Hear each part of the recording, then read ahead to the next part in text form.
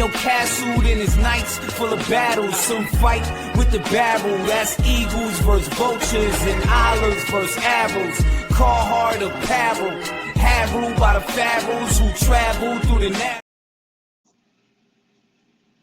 Ladies and gentlemen, what's really good? It's your boy Chef. I got one of the most, I'm not even gonna say controversial because people are buzzing. It's crazy. Lex Ludlow, how are you? What's going on? And from there, I got questions I gotta ask. Yeah, I'm doing great, brother. How are you doing today? I'm all right. I can't complain. Now, the crazy part is, and being 100% honest.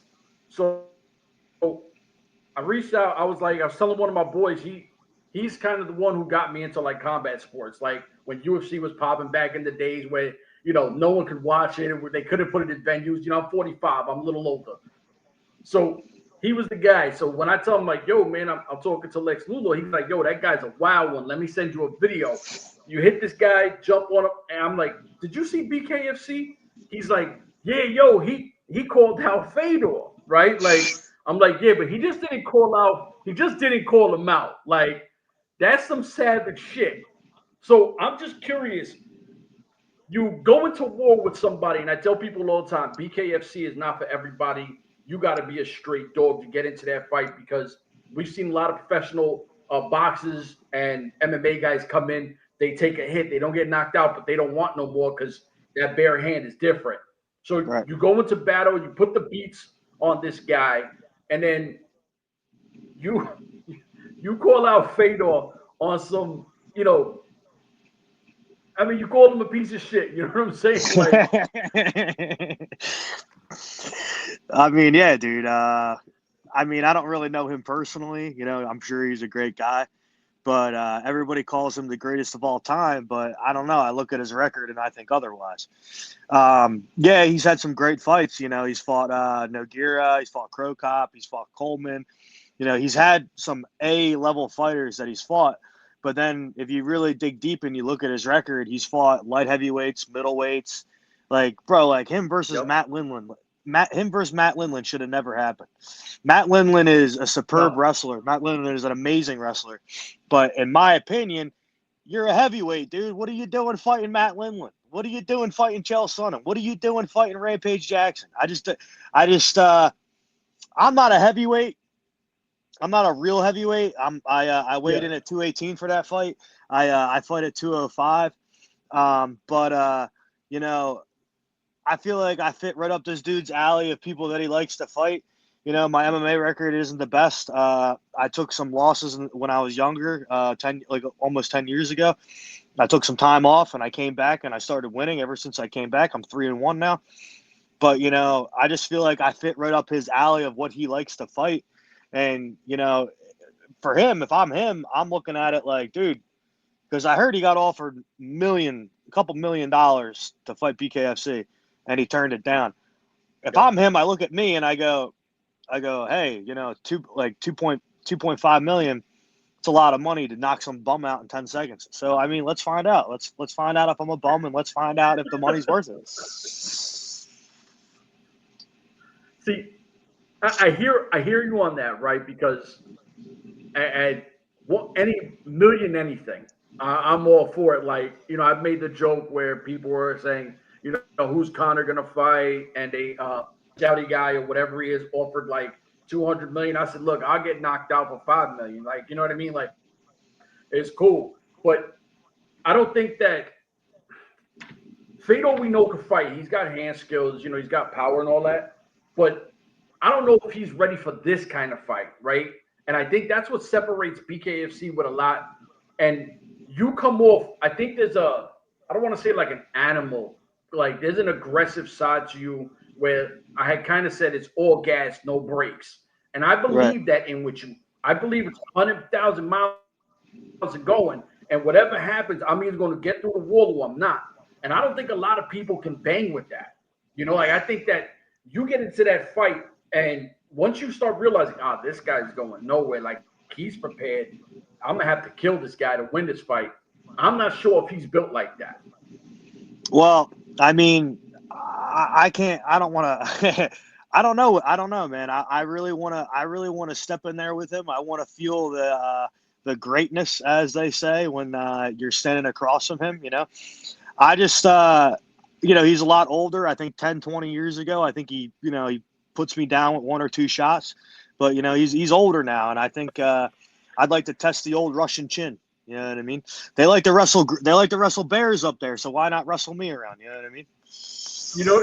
Exactly. So I got to ask you, how was it getting into BKFC, and what was the drive to say, you know what, this is where I'm gonna start putting my business in? Well, a lot of those guys, they had to do tryouts. Like a lot of the guys on the undercard, they had to do tryouts. I didn't have to do the a tryout. prospects. I didn't have to do a tryout. So they reached out to me. I had a fight lined up in West Virginia at 205. And when Nate Shook hit me up, he said, listen, a lot of people are talking about you, and, I'm very interested in you. And I never got to work with you, and I want to do business with you. And I said, listen, I'm up for it. When I first thought about it, because I wrestle on all my fights, I don't really throw strikes. I do like to get takedown setups. I'll throw a big, if you watch my fight, I throw like a looping hook, and I dive under to his legs. That was just instincts from like MMA. But everything's always like takedown entries. And at first I was like, oh man, I don't know. Like I'm going to be forced to, stand and trade with these dudes. But I work with the Dawkins brothers, dude, and they're both very well rounded. And I primarily work with Chris Dawkins with my boxing. And I really think I've made strides with Chris, because Chris really breaks down things. And, I'll be hitting pads. He'll just go, jab, jab, cross. And I'll throw the jab, jab, cross. And he'll go, stop. He goes, this is what you did wrong. Your shoulder's leaning this way too much. You're doing this one too much. Your foot needs to be here. Your foot needs to be there. And mind you, I don't get it all down within that session. But, but I think it really shows, when I actually fight. You know what I mean? That was the first time I've ever, just stood and traded with someone. And I think I surprised a lot of people, Because Conor McKenna, he's not known to be the most technical fighter, but he's a scrapper, and a lot of those people, when he fights them, they come out with cuts and they come out with everything. All I did was come out with a black and blue eye, 2 black and blue eyes. He barely even hit me that whole fight. He hit me maybe 5 or 6 times, and somehow he got a split decision. I don't understand that, but we had the 3 blind mice judging out there. But listen, I felt like I won at least 49 to whatever, 46 or whatever it was. The first 3 rounds were pretty clear, cut and day. And I think I can be a big problem in BKFC, and so does my team, So I'm definitely open to more BKFC, but I'm open to MMA as well, Yeah, no, me and my wife were watching, and she felt the same way. She was like, yo, how is this even a split decision? This felt like a one-sided ass whooping. And I'm like, in the boxing game, the martial art game, whatever you want to consider it, unless you knock somebody out, unfortunately, refs might see things wonky, right? Because you leave it in their hands. But, I mean, now when you first took that first shot, no gloves, was it like, oh, shit, this is different? Or was it just, oh, this guy didn't do enough? Nah, it didn't really hurt. Keep talking about the West Virginia fight, but I fought in a month span. I fought at West Virginia, and then I fought BKFC, literally a month and a couple days apart. And trust me, brother, you should. I felt nuts doing it. That's crazy. I felt nuts doing it. But when I took, the other guy from West Virginia, his name was Sean Deanan, big muscle dude. I took him down with ease. But what he was doing, he was pushing off my head and then elbowing me, and he actually broke my nose. It was already broken, but I heard a crunch, even worse. So he shifted it over more, way over more. And I'll be honest, brother, eating an elbow and getting punched with a bare fist, it feels exactly the same. So he hit me, the one right here. When he hit me in my eye got black and blue. It's a lot better now, but it felt just like an elbow hit me. It felt like a thud. That's all it felt like. I thought it would feel a lot worse than it did, but I mean, I didn't get hit on my chin at all. I honestly, like, for everybody kept talking. I'm gonna sound cocky and crazy for saying this, but everybody told me how barbaric and crazy this sport was, and I walked in there and I walked out almost just as good looking as I did when I walked in there. Dude. You know what I mean? Where's all the GQ magazines and line them up? I ain't that good looking, but I mean, I don't even think I'm good looking, but I think I'm good looking for. I think I'm good looking for what I'm doing. You know what I mean? Like, and to not get that much roughed up. No, it's wild though. I mean, okay, so a month for 2 fights. I don't even care about the a week or change, whatever after that. What did your training camp think? Like, yo, dude, you can't be doing 2 fights in a month. It was a complete opposite, dude. The Dawkins brothers are psychos, dude. They're like, let's do it, dude. They're trying to get me to fight. They're trying to get me to fight already. Like I said, hey, because I got offered a fight. I think the guy turned it down, but I got offered a fight in May, and I sent them the Tapology over, and they were like, do it. It's always they always do that to me, dude. Do it. Like, they just do it. They just do it. And I'm like, fuck, I got to do it. That's crazy. I mean, so, and I'm not trying to go back to the Fedor thing, but like. We could talk about that the whole time. I'm trying to fight Fedor, dude. The thing is, like, I mean, we talk, and like you said, his resume, everybody believes Fedor is, and I'm not taking nothing away. Fedor's an icon in the industry and everything else. 100%. And I agree with you. Huh? 100%. I agree with you. I just think compared to his record to like Stipe's or Daniel Cormier's or Cain Velasquez, I just, for me, it's hard to say that he's the greatest. He fought, like I said, dude, he fought really good guys, but then and like Matt Lindland, he's a really good fighter, but he's got like 60 pounds on him. Like, it just doesn't make sense to me. But sorry, go ahead though. I'm sorry. No, absolutely. So, and I think that's where I'm at, where the money that he was offered, and like you said, if you feel that shit, that's free money. I'll go in there, I'll beat up this guy that maybe no one's ever heard of or whatever, and that's free money. So why don't you do it? Now the thing is, I think that way you called him out, and then you said like, you'll leave here in a box. Like, if I'm a fighter, I'm like, yo, I have to get into this fight because this guy's talking a little too crazy. I mean, I'll be honest, like, I'm a big pro wrestling fan, so, like, I just got out of a fist fight. I'm a real humble guy, too. I'm a real respectful guy. But, like, I just got out of a fist fight. So, like, I'm going off emotions. Like, I'm not going, like, if he were to sit in front of me right now, I'd be like, oh, hello, Mr. Emelianenko. Like, how you doing? Like, you know what I mean? But I just got out of a fist fight. Like, and I don't know how real this is, but I have a friend that's friends with Fedor's manager. Whoa. And apparently he didn't like what I said. He was upset with what I said. I ended up DMing him on Instagram. I don't think he saw it yet. I haven't checked it. I DM'd him like a couple of days ago. But I DM'd him and I was just like, hey, like, I'm just trying to get this fight. Like, I don't want $1 million. I just want, a couple $100,000. Like, I'm happy with that. Like, but here's the thing, like, and that's something like his manager and Fedor would have to come to terms with.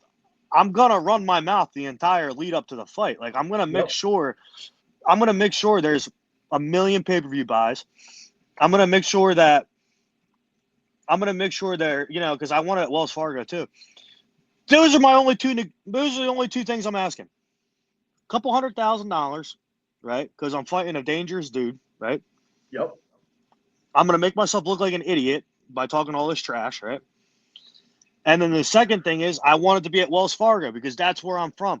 Well, I hate Philadelphia. I'm not from Philadelphia. I'm from the suburbs, but I'm from that area, okay? Yeah. So, that's my ground. And I will have all these people booing him when he walks out. Like, it'll be hilarious, dude. It would be so funny. It's just get in his head. You know what I mean? But nothing phases that guy, dude. Like, you watch him fight. The one thing I kind of stole from him recently was no emotion when you get in the cage. Like, you just sit there and you're just stone face. I did that with my West Virginia fight, and I did that with the BKFC fight. Like, McKenna was running his mouth the whole entire time. I don't even know half the stuff he was saying to me because I was so locked in. I heard some of the stuff he was calling me a bitch and a pussy and and stuff like that, but I wasn't. It wasn't worrying me because I was lighting him up, dude. You know what I mean? That's the thing where I think a lot of people, they do a lot of talking, right? And when you don't back it up, it makes you look a whole lot worse. And he did a whole lot of talking. And at the end of the day, like I said, and I agree with my wife, we watched it, and I was like, yo, this is a one-sided ass whooping. Refs can say whatever they want, but the eye test will tell me different. You said you're a wrestling guy. I'm a big wrestling guy myself. I got a few friends in the industry. Who's your favorite wrestler of all time? I got to ask. Oh, man. I'm a Macho Man guy. I admit it. He's in my top 10. It's always a toss-up between these three. Mr. Perfect, Rick Rude, and Eddie Guerrero, because Guerrero got me into it. He got me into wrestling. Wow. Okay. I got into a car accident. It was my first day of kindergarten.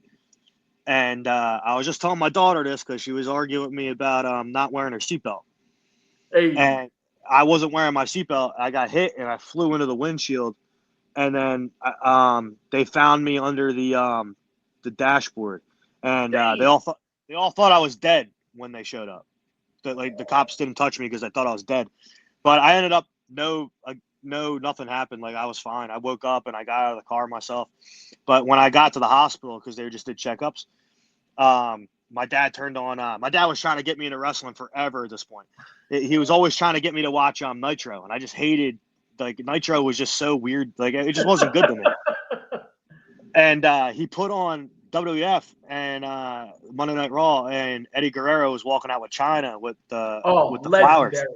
And I said to my dad, "Who is that?" Like, I don't know what his aura just like attracted me. I just thought he was so cool. Like, and that's how I ended up getting into wrestling. So like, Eddie's always going to be up there for me. And plus, we have the same birthday, October 9th. Oh, there you go. Yeah, no, yeah. I love Eddie. Ravish and Rick Rude, one of the greatest. Dude, you got a list. You got a dope list. So now, so entrances. I'm big on entrances, right? Like. So if the Fedor fight comes, now do you do anything over the top, or are you gonna wear like something crazy? Oh yeah. Oh my God. Oh yeah, 100%. I already have it all pitched out in my head of what I would do. That's crazy. Because listen, I'm excited. I love legends. Like, I'm a big Mike Tyson guy. You know, like, I love all the legends. We had Amanda Nunes that was just there. I was talking about, wow, it'd be super cool because she kind of teased, like, you know, you never know. And you're a fighter. You're a real fighter. That shit inside of you is there no matter what. So I would love to see Fedor versus you. I mean, I'm going to be extremely biased. I would love to see you beat the shit out of Fedor just because he's not from our soil. You know what I mean? Like, so that's how it should be, dude. I was reading these comments, you know, like, I don't respond to every comment, but like, it went viral when I called him out, you know, not like, we're not talking millions of people, but, you know, thousands of people saw it. And I was reading all these comments from different articles and different, like, you know, YouTube, Facebook, Instagram. I was reading them all, and they're all just trashing me. Right. But like, here's the thing. But here's the thing. And I like that. I'm a heel. I want that. Right. But here's the thing, right? Let's just find out. Let's find out, dude. Let's see if the old man can still hang. Like, you know what I mean? Because I'm telling you right now, Conor McKenna, the one thing I'll give him, dude, he's got a hell of a chin, dude. I cracked him so many times that I think that would have put a lot of people unconscious or just at least down. I call him the Crimson Chin, dude. I even told him that. I was like, dude, you're the Crimson Chin, dude. That dude's got a heck of a chin. There was one part of the fight that I didn't post on. I made a couple of reels. I know you saw them, but I didn't post this one where he comes at me and I dip back and I just crack him with like an overhand right, and I know I landed like right here on him, and the only thing he did was, but then he was like, ha, and I'm like, Jesus Christ. fuck?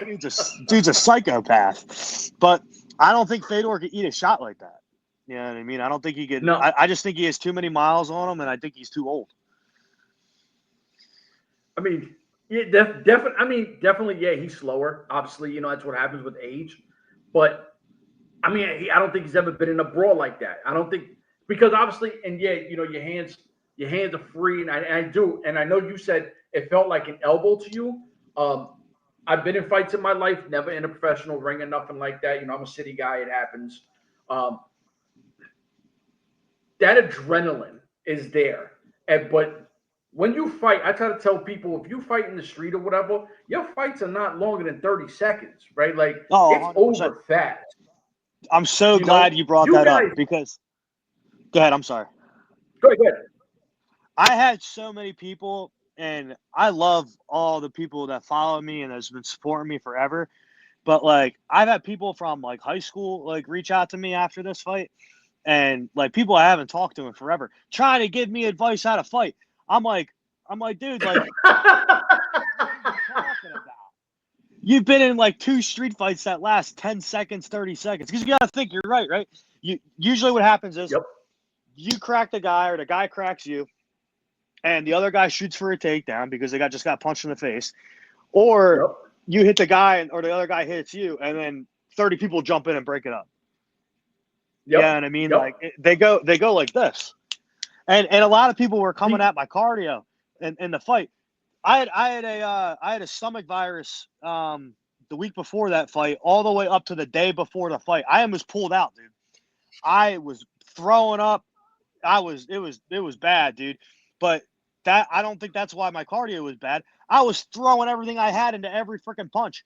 Every punch was to try to kill him. It wasn't like, you know, like. Because like Chris Dawkins tells me all the time, he's like, dude, you don't got to throw everything you got in every punch. Like, I agree with him. Like, it's not that I'm not listening. It's just that when you're in there, just something takes over, and you know you're not thinking about that. So I'm like, you know, there was one punch I completely missed him with, but I swung everything I had into it, like, and I missed it. But one thing I like a lot better with BKFC than MMA is the no gloves on your hands. Your arms don't get tired at all, like from the weight. You know what I mean? So you're just free, and it's pretty nice. I ain't gonna lie, but I did get a little tired around right after round 3. So I took round 4 off on purpose because I knew I was up, but because I knew I had a feeling he was really gonna bring it on round 5.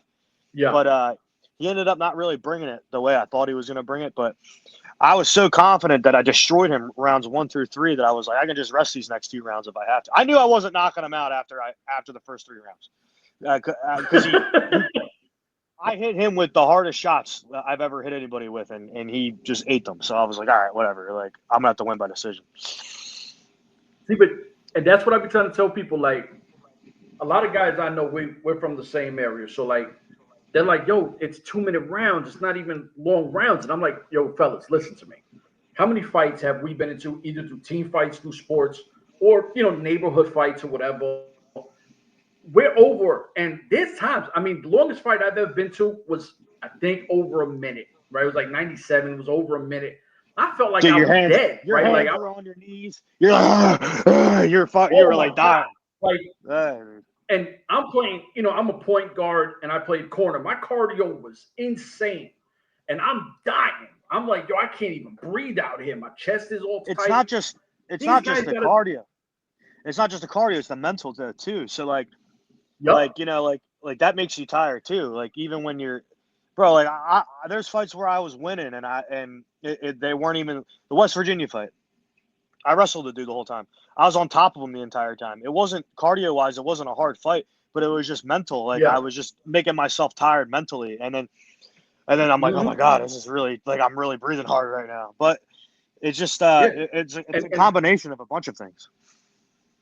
And 5 2-minute rounds is crazy, right? Like that's a lot of time to be really banging out. So I give a lot of you guys credit because that to me.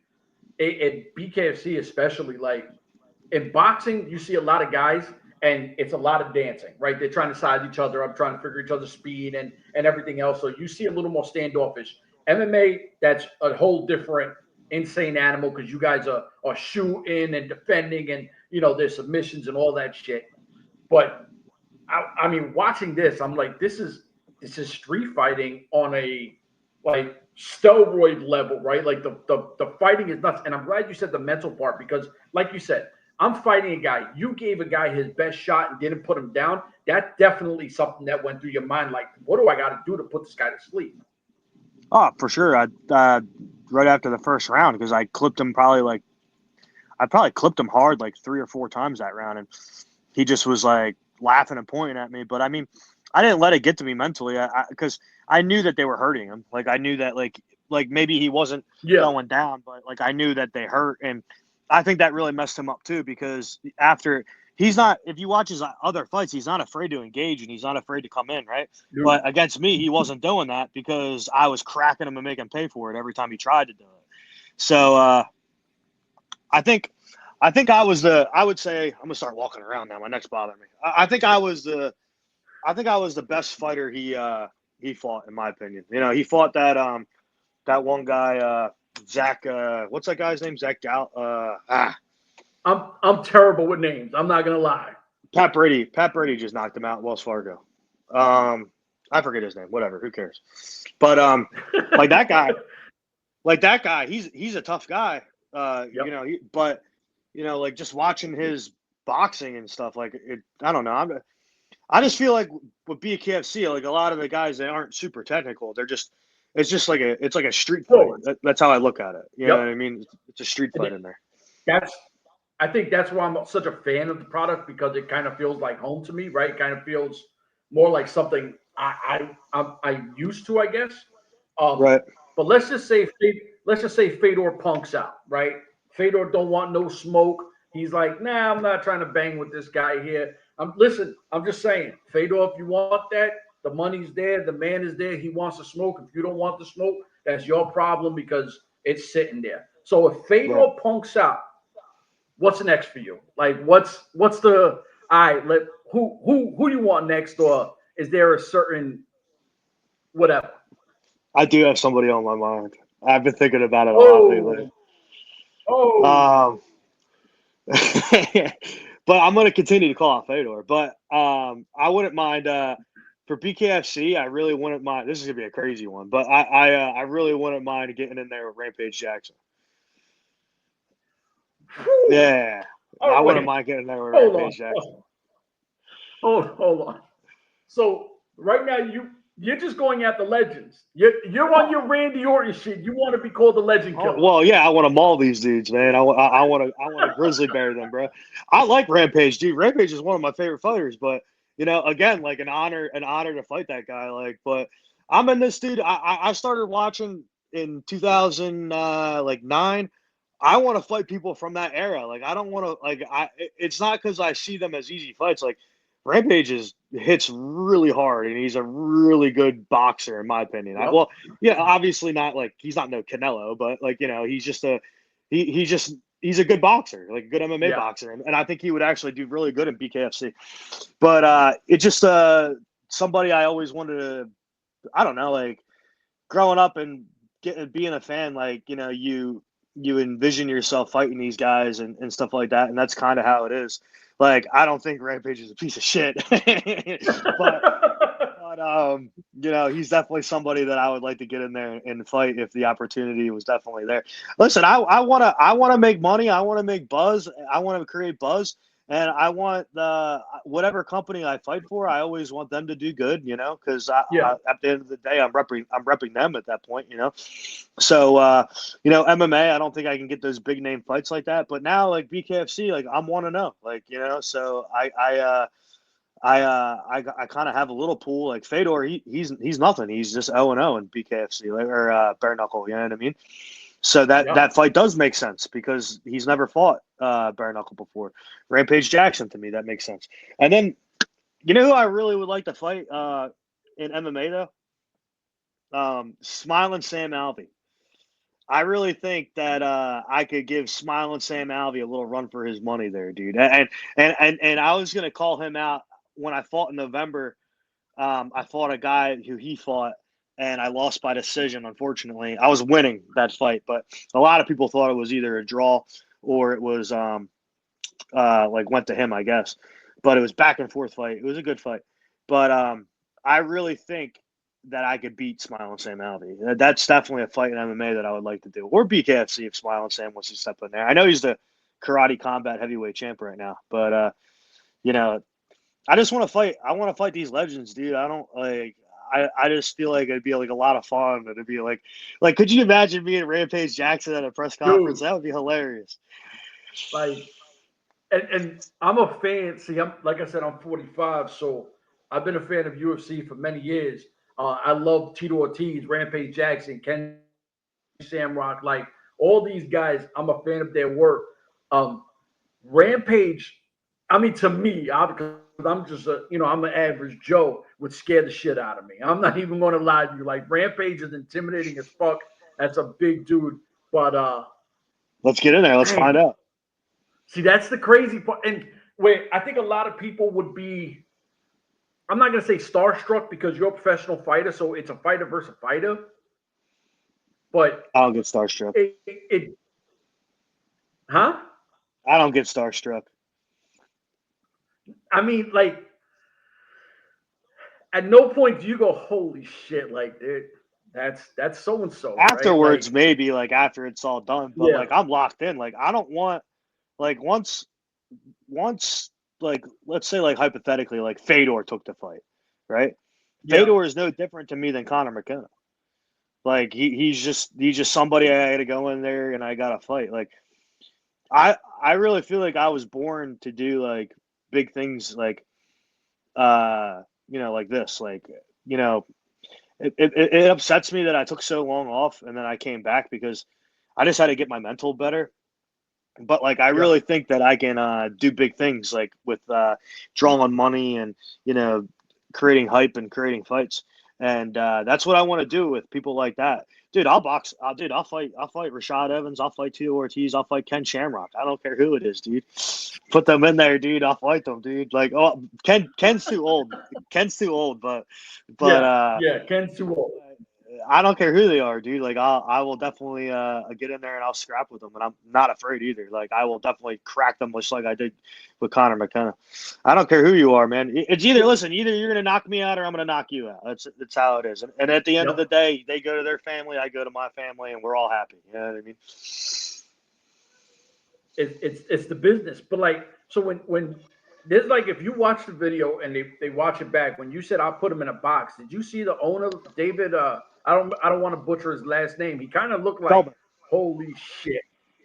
The best was when I said, I'm gonna fight like when I said fight Fedor, and he was like, who? Because he couldn't hear me. He was like, who? that made me laugh, dude. I'm not gonna lie. Well, not in the moment because I was such a heel I couldn't break character, but it made me laugh. Yeah, he definitely. Right after the fight, I walked over to him and I said, listen, not bad for a guy that's never boxed, and I fought for Dave before in MMA before. And I'm not like super close with him or anything like that, but we've had multiple conversations before. And I walked over to him and I said, not bad for a guy that's never boxed. And he said, he was like, yeah, you did good, dude. He was like, I think he said you should be proud of yourself or something like that. And then he hit me with the knuckles. And then I walked over to him again because I was like, I want to, like, I don't know. I was like, I want a multi-fight deal. So I walked over. And I said, how about I was like, let me sign a multi-fight deal. I was like, give me a multi-fight deal. He said, let's do it. And I was like, all right, dude. I was like, let's do it. And then I walked back over. And then when I grabbed the mic, I knew I was going to call Fedor out once the BKFC contract got signed. I knew that I was calling him out right off the bat. I only told the Dawkins brothers about it and a close friend of mine who also trains with me. His name's Chase. Those are the only well, I think I told my dad, too. I told my dad I was going to call him out, too. But those are the only people that I told that I was calling him out. And so what did Pop say? What did my dad say? Yeah. Oh, man. What did he say? Probably, I don't know. Probably called me an idiot or something. I forget. I don't. It was through text, but I think it was more of like do what you got to do kind of thing. You know what I mean? Yeah. I don't really remember, No, but I've had so many people reach out to me over this last week now that some things are just drawing a blank with that stuff. But he liked it though. I know that my dad named me after Lex Luger. That's why my name's Lex. So he was no way, dude. He definitely liked the promo for sure. This wrestling shit is in your blood, man. You named after one of the greatest of all time. That's package. Crazy. I met him, dude. I met at Lex Luger, and I told him. I said my name's Lex, and he thought I was calling him Lex. He was like, "What's your name?" He was like so depressed. He was like depressed, like signing autographs, and he was like, "Name." I was like, "Lex," and he looked, and he was like, and I was like, "Lex," and he was like, "What?" And I was like, "No, that's my name. It's Lex." I was like 12. I was like 12 years old, and he was like, "What? No way!" And I was like, "Yeah." I was like, "My dad named me after you," or whatever. He was like super ecstatic, like super happy about it. And I haven't seen him since or talked to him since, but I heard he's doing pretty good now, like besides the wheelchair, but I heard his like spirits are up and stuff. So I'm happy for him for sure. But yeah, I always liked Lex Luger, the total package, the torture rack. Yeah. When I was younger, I was a teenager when he body slammed Yokozuna on the USS Intrepid. I was there. Like, oh wow, one of the coolest things. I was like, Lex Luger's just a badass. But listen, I chewed your ear off. I was trying to keep you like 30 minutes. I know you're busy and all that.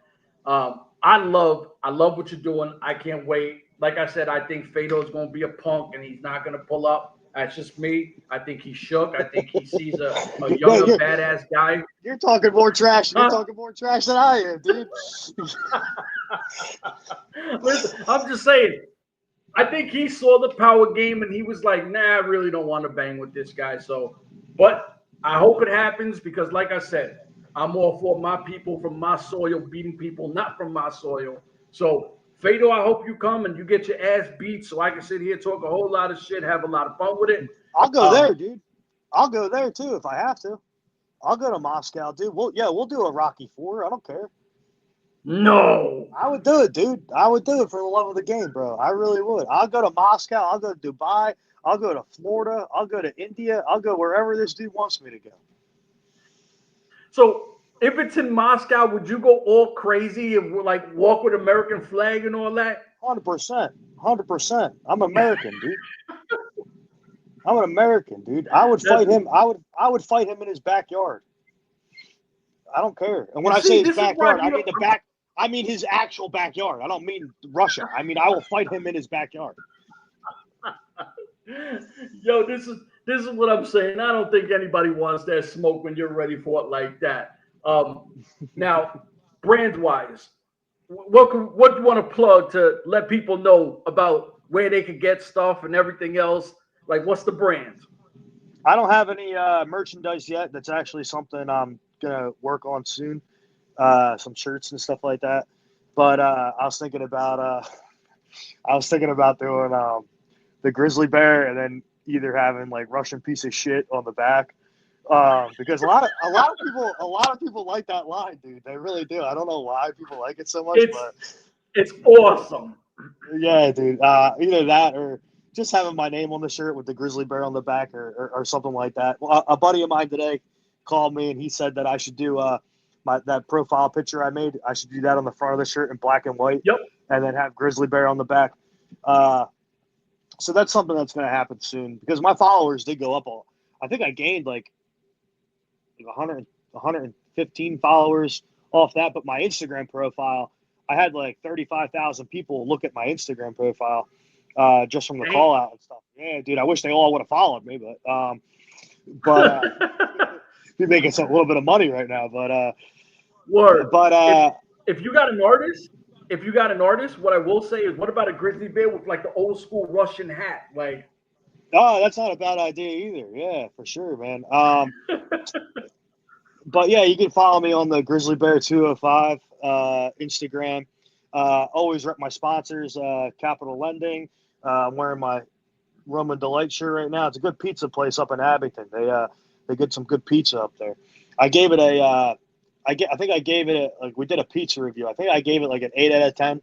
He was mad at me. He wanted me to say 10 out of 10. But dude, you can't say 10 out of 10. Everybody would have known it was rigged. Like everybody knows, you know what I mean? So I gave an honest score. I gave like an 8 something out of 10. You know, I'm trying to think of some other sponsors off the top of my head. Beck Roofing, Primal Nutrition, Good Works, my boy Good Works. Tim, he's a great dude. I feel like I'm missing some, dude, but I can't remember off the top of my head like that. Listen, let's just say if you forgot, my bad, let him know. But he just got into a fight. It is what it is. Like, let him recuperate. He'll remember, you know? Yeah, for sure. I think I named all of them. I think I did. I think I got them all. But, yeah, dude, we're just trying to get a big fight out here. I've been in the game for a long time. I'm not interested in, you know, I don't know. Like, I am interested still in local fights and stuff like that, but I want the big one, dude. I want that big one. And it's not just about the money. It's just about, I'm a wrestler. So, the mentality that I was always taught from PIAA Hall of Famer, Coach Hall of Famer, Glenn Kaiser, he'll love that I shout him out. He was my wrestling coach. The mentality is that if you go into a wrestling room and there's a state champion in the wrestling room at your weight or a weight lower or a weight above, you should go wrestle him no matter what the outcome is going to be. Because that's how you get better. You get better by going with the best guys. I think that I can learn a lot from fighting Fedor, and what can make me a better fighter. Not just, even if I were to win or to lose, I think I can learn a lot from fighting him, and that's kind of why I want to fight him. Obviously the money too, but you know, like that's 90% of the reason. But the other 10% of the reason is honestly because I feel like I would learn a lot just from sharing the ring with him. You know what I mean? Yeah. And I do think I put Grandpa to sleep, but you know, I do think I just don't think his chin's there anymore. So I think if I cracked him, he would go night. But you know, he could easily put me unconscious too. I mean, he 2 years ago he knocked out Tim Johnson, one of my current favorite heavyweights, dude. And Fedor still got that speed, bro.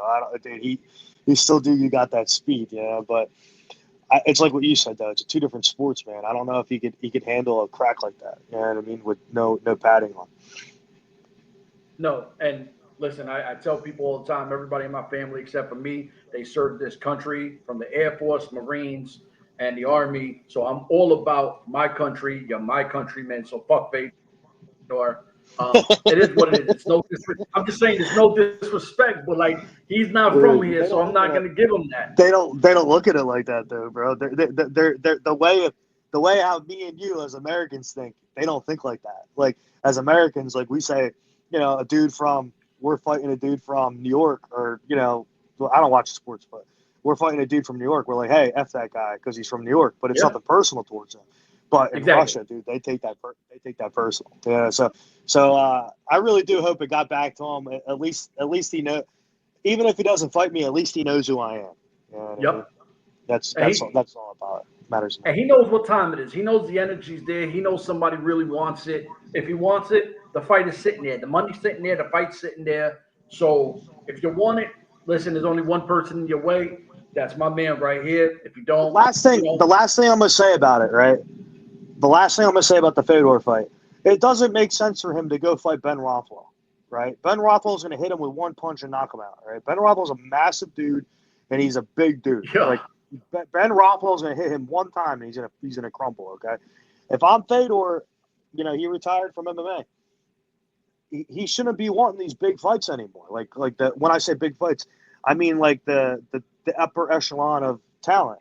He should want to fight somebody like me. He should be like the Apollo Creed and give an unknown guy a shot like me, because I'm telling you, I'd surprise him. No, listen, I got you winning. Like I said, I'm always going to pick home. That's just me. take it as it is. So thank you for your time. I appreciate it. I'm going to support. I like what you're doing. I like that you talk shit. I like you doing the heel thing and you're wrestling. You know, I know you're going to talk mad crazy because that's what it is. But listen, I got one of the baddest dudes in the building, not because I think so, because he is that guy. He'll beat you up just because. If you doubt it, go in a dark alley and see what happens. For myself, this man, we out of here. Deuce. Peace out.